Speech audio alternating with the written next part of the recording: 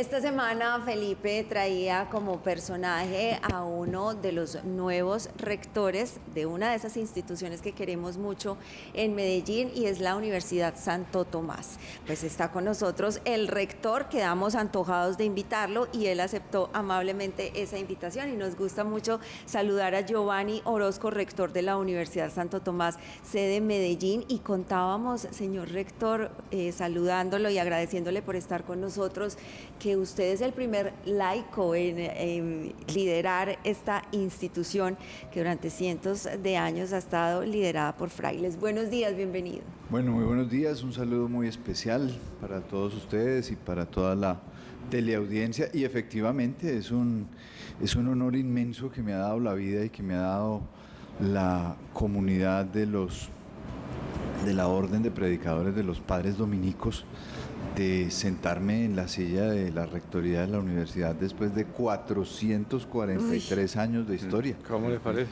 Ayer teníamos la visita aquí de nuestro rector general de la sede principal en Bogotá y me decía eso precisamente, me decía: Giovanni, ¿estás haciendo historia? Y le dije yo: sí, señor, y una historia muy bonita además. Bueno, pero rector, allá iba mi pregunta, pero es que eso tiene que pesar. Es decir, la responsabilidad de ser el primer laico desde 1580, de sentarse en la silla de una rectoría de esta comunidad y esta gran universidad como es la Santoto, le decimos de cariño, la Universidad Santo Tomás, eso pesa y presiona. ¿Preparado para el reto? Sí, no, totalmente preparado. Pues finalmente, digamos que es la última etapa, espero yo, de una vida académica de 33 años dedicado a la educación superior, donde he tenido la fortuna de hacer la carrera completa. Siempre he sido profesor universitario, fui director de programa, fui decano, fui vicerrector en 4 instituciones de educación superior, ya había sido rector en otra, y esta es digamos, el colofón de esa carrera muy bonita, que así como uno en la vida pues hace primaria, bachillerato, universidad, posgrado, pues aquí me ha tocado más o menos lo mismo. ¿Y cómo fue, rector, el proceso ya dentro de la universidad? Porque me imagino que para la elección del rector, pues ya dentro de la misma congregación, pues es algo distinto, y ya decidirse a que un laico ocupara ese lugar. Sí, esa es una decisión que toma la máxima instancia de la universidad, que se llama el Consejo de Fundadores. Ese Consejo de Fundadores está presidido nada más y nada menos que por el padre provincial de la orden aquí en Colombia y otros representantes, donde pues dicen: bueno, vamos a buscar un rector para Medellín, porque ya se había finalizado el periodo del rector anterior, que era un fraile, obviamente, y entonces pues dicen: bueno, yo ya estaba vinculado con la Universidad Santo Tomás en un cargo académico muy lindo, que es la dirección de currículo, y entonces pues los padres dicen: bueno, allá en Medellín tenemos una persona que ha pasado por... Ahí está Giovanni. Allá está Giovanni. Entonces sentémoslo ahí, que nos ayude en esta linda tarea, que es la tarea Giovanni de Medellín. Yo soy de Medellín, sí, señor. Bueno, y es un reto. Contémosle a la teleaudiencia cómo recibe la universidad, cuántos programas, qué retos tienen hacia el futuro, porque el tema de la educación superior es de innovación y hay que ir trayendo a estos jóvenes con nuevas ofertas, con nueva pertinencia, porque si no se nos van. Claro, no, yo pienso que la educación y la educación superior específicamente en este momento, no solamente en Colombia, sino en el mundo, está frente a un reto. Y frente a un reto, ¿por qué?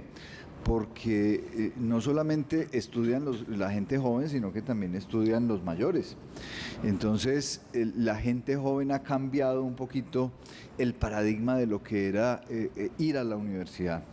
Lo he dicho en varios espacios últimamente, que un estudio muy interesante que realizaron 2 universidades muy importantes, una de Medellín y otra de Bogotá, hace poco mostraba como el 70% de los jóvenes de grados 9º, 10º y 11 en Colombia, su preferencia hacia el futuro, tan pronto terminen el bachillerato, es ser youtubers. Así es.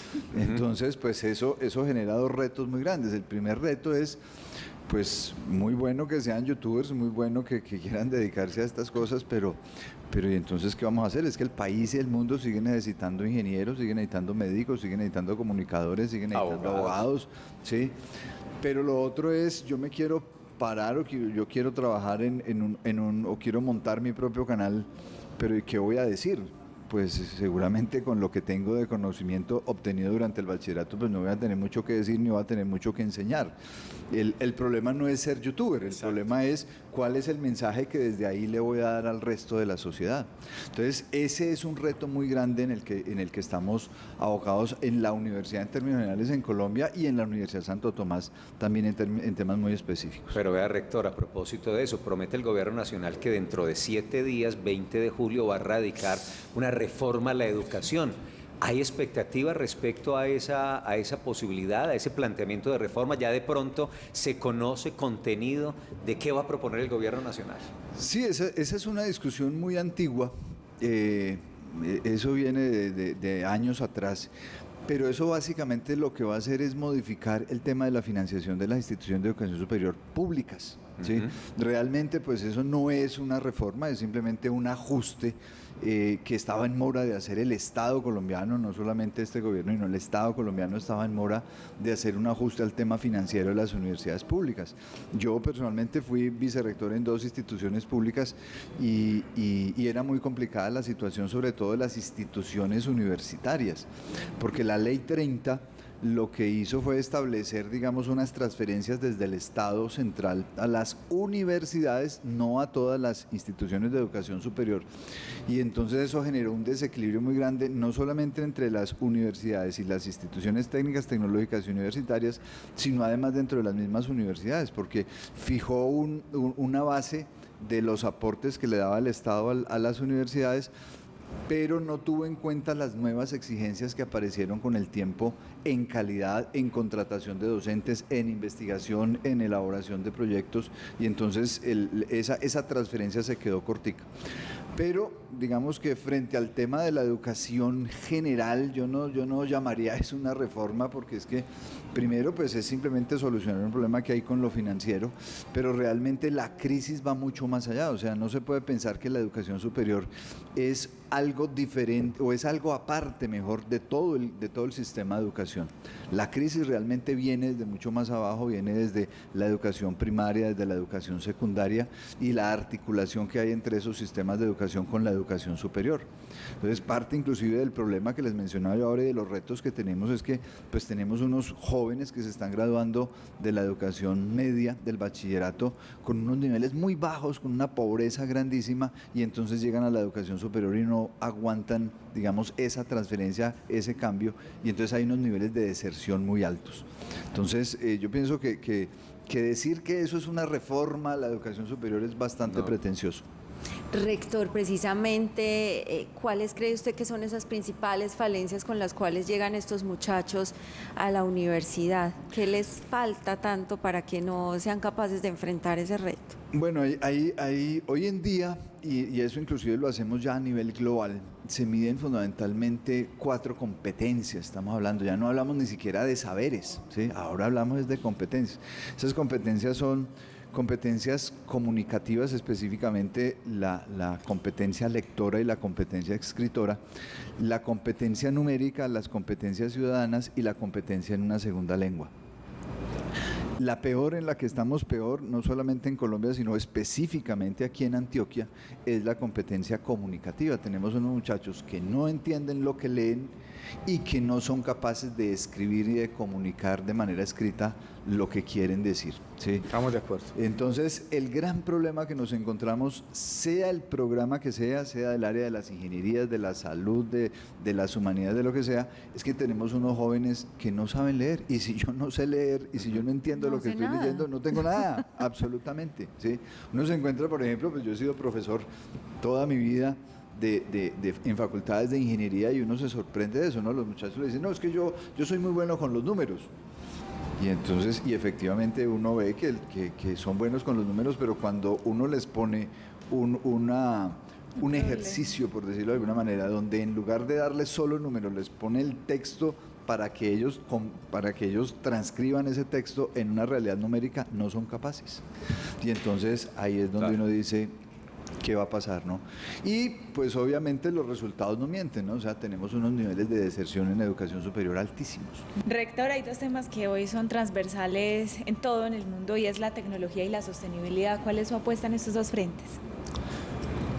Bueno, ahí hay una discusión bien interesante frente al tema de la tecnología, ¿no? Ahora se habla mucho de esto de la inteligencia artificial y de los temores que hay en la academia desde la inteligencia artificial. En estos días me invitaban a un foro para hablar precisamente de esto y les mostraba yo una foto que conservo aquí siempre en el celular, donde les muestro en el año de 1967 tal vez una manifestación de los profesores de la Universidad de Harvard quejándose por el uso de la calculadora.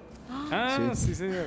Entonces yo les decía, miren, en 1967 Universidad de Harvard, profesores bravos que porque no deberían dejar usar la calculadora en las aulas, porque sí. Y entonces yo les decía, mire, estos temas tecnológicos son temas que debemos entenderlos más como un apoyo que como una competencia, ¿sí?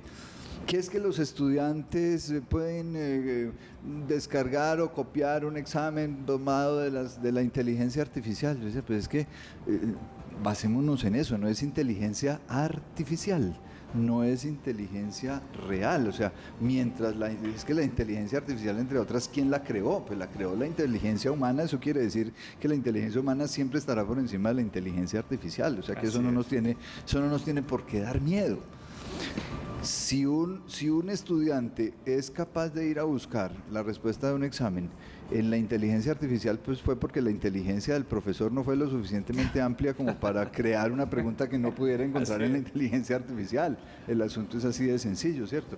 Entonces, digamos que ese es un tema que seguramente en 10 años, en 15 años estaremos diciendo lo mismo, ¿no? Estamos preocupados por lo que no nos deberíamos preocupar. Pero saben, Oiga, sí. Anticipa Paula con la pregunta del rector con la respuesta, lo que tal vez podría ser la pregunta de mañana en este Consejo de Redacción, con esta noticia, y es que Países Bajos está anunciando que a partir del 1 de enero de 2024 va a suspender en las aulas de clase, y cito literalmente, los teléfonos móviles, las tabletas y los relojes inteligentes, más que como una ayuda, o por lo que estamos comentando, es porque consideran en Países Bajos que dificulta el aprendizaje por la distracción de los muchachos. Tal vez, si no hay otro hecho relevante que siempre hay en este escenario nacional, esta pudiera ser una buena pregunta para discutir con ustedes mañana. Juan, cierre la conversación. Felipe, otro que tiene colapsadas las redes es el rector. Mire, lo están saludando, aquí me están dando datos suyos, egresado del Colegio Calasanz, entonces sus compañeros de colegio, entre esos Sergio Roldán, que fue también vicerrector Sergio Roldán, lo saluda. Claro. También también estuvo en la Armada. Soy profesional También, oficial de la Reserva imagínese, Nacional. Aquí también, ¿usted sabía que también estuvo en la Armada? Ah, sí. Sí, señora. En la Armada de una tarima. Pero bueno, en la Armada de unos tamales en Barbosa que eran... Pero bueno, rector, mire, finalmente, la Santoto, esa proyección, ¿para dónde va? El tema de regionalización, el tema de nuevos programas, ¿cómo vamos? Porque le digo, usted pues... no tiene sotana, pero le toca una labor dura. Muy dura, claro. Dura, porque es que esto de traer es como llamar a los peregrinos a la iglesia. Claro, esto es una labor casi que de convicción vocacional, lo de que hacían, apostolado. exactamente, Esa es la palabra. Sí, lo que hacían hace muchos años precisamente esas comunidades religiosas que iban de casa en casa y de pueblo en pueblo recogiendo vocaciones sacerdotales o vocaciones religiosas. A ver, ¿qué planes tenemos? Pues muchos. Lo primero es ampliar la oferta de programas de pregrado, ¿sí? Acabamos de recibir del Ministerio de Educación Nacional el registro calificado para un programa de contaduría pública con una novedad, ¿sí? Pero con una novedad, que eso es un programa que va a ser el primero en Medellín, que viene bajo modalidad presencial virtual. O sea, los estudiantes van a tener el 50% de sus clases presenciales en la sede, pero el otro 50% lo van a poder hacer desde sus casas en sus tiempos, ¿Eso en quiere sus que momentos. La carrera vale la mitad? La carrera no, porque es que la calidad es la misma y los profesores son iguales y todo. Eso no cambia. Es más, ese tema de la tecnología y de la virtualidad, que mucha gente cree que eso es más barato, todo lo contrario. Exacto. Inclusive las mismas universidades se creyeron el cuento de que eso era más barato y eso es costosísimo, porque hay que gastar o invertir una cantidad de dinero en plataformas, claro, y en diseños de módulos y una cantidad de herramientas tecnológicas. Y por otro lado, pues estamos también innovando en el tema de las modalidades. Por ejemplo, nuestro programa de Derecho, que es un programa de toda la vida, un programa muy tradicional. Nuestro decano viene diseñando algo que él ha llamado la modalidad modular concentrada, que es que las clases se van a dictar, por ejemplo, solamente los días, pueden ser otros, pero puede ser, por ejemplo, jueves, viernes y sábado, en las noches, para que las personas que tienen que trabajar o que están trabajando puedan asistir a la universidad sin ningún problema.